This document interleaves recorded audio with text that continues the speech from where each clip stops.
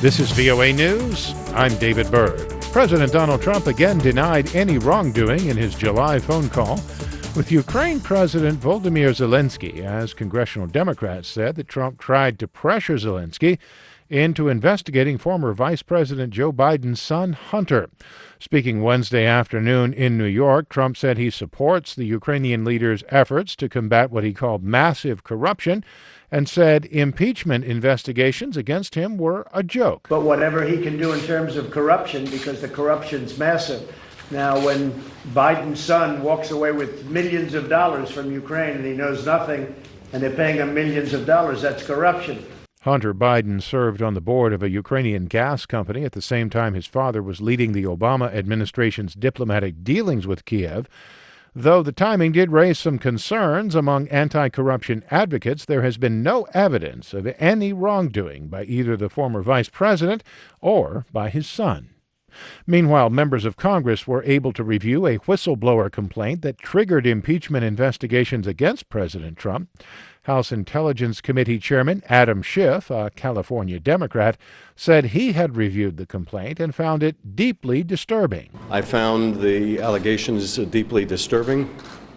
I also found them very credible. I can understand why the Inspector General found them credible, even without the benefit yet of the Inspector General's full analysis. The summary's disclosure came one day after Democratic Speaker of the House Nancy Pelosi announced a formal impeachment inquiry into Trump and into allegations that he sought a foreign government's help to smear a Democratic political opponent, former Vice President Joe Biden, and to help Trump with his 2020 re-election bid. This is VOA News. A UN special report warns that much of humanity is threatened by global warming's devastating impact on oceans and frozen regions of our planet.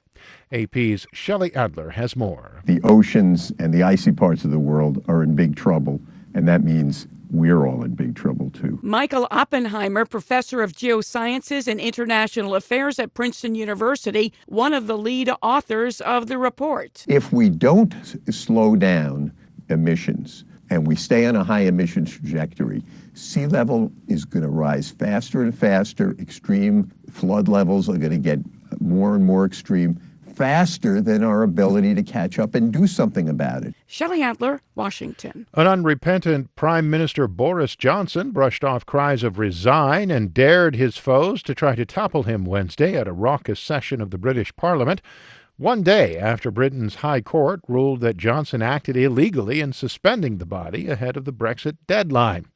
Amid shouts, angry gestures, and repeated cries of order in the House of Commons, Johnson emphatically defended his intention to withdraw Britain from the EU on October 31st, with or without a separation agreement. They want Brexit done.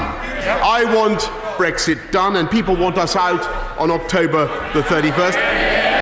Opposition leader Jeremy Corbyn, meanwhile, called for Johnson to resign and rejected the Prime Minister's taunting demand for a no-confidence vote in the government, saying he won't support a new election unless a no-deal Brexit is ruled out.